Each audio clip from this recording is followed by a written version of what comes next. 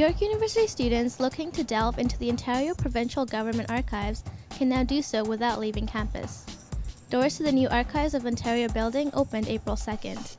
This is the first time in the Archives of Ontario's history, we've been around since 1903, that we have a purpose-built building. So prior to this, we fit the archives into existing buildings, and they've not always been optimal for the preservation and storage of archival material. We collect basically unpublished stuff, things that document processes. So in the case of the Archives of Ontario, we collect all the records of the government of Ontario. That goes back into the 1700s. We also collect the records of private individuals and organizations that help document the history of the province of Ontario and the ongoing sort of exploration of the history of the province of Ontario. Our old space was about a quarter the size of the reading room here that we have here. This is a phenomenal space for us. Lots of natural light. It's 75% bigger than the space that we had when we were downtown. I think it really sort of brings a certain grandeur to the Archives of Ontario and really puts us on the map. As you can see, we've got a beautiful display of images from the Archives of Ontario that go from 1812 around to 1995. So if you follow this rotunda around, you get a nice sort of panoramic view of the history of the province. Archives are open to the public. If you come in and you have valid two pieces of ID and you have a research topic, then you are allowed to use material in the Archives of Ontario. The one proviso is that some of our material will be restricted for legislative purposes. We are governed by the Freedom of Information and Protection of Privacy Act, so some stuff will be restricted under those terms. And also we do collect material from private individuals and organizations, so they may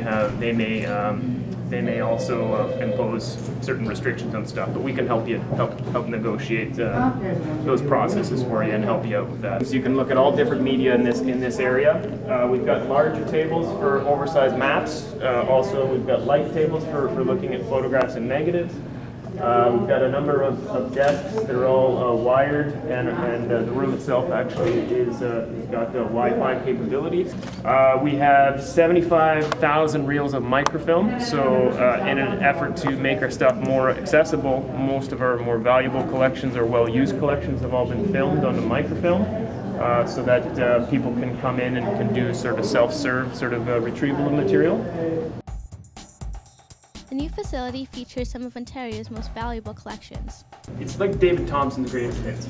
What he did was he was a single individual who mapped most of North America, and at the end of his career, he was asked to write or sort of draw a map that would sort of show off his knowledge of North America. It was and this is what it was. It kind of documents from Vancouver Island, and then you have like a windshield wiper swipe across North America. That's what it covers. So Lake Superior is down here. It was one of the first donations that came to the Archives of Ontario in 1903. It kind of sat around in really bad conditions for a long period of time, so you can see how it was all folded up and was in pieces.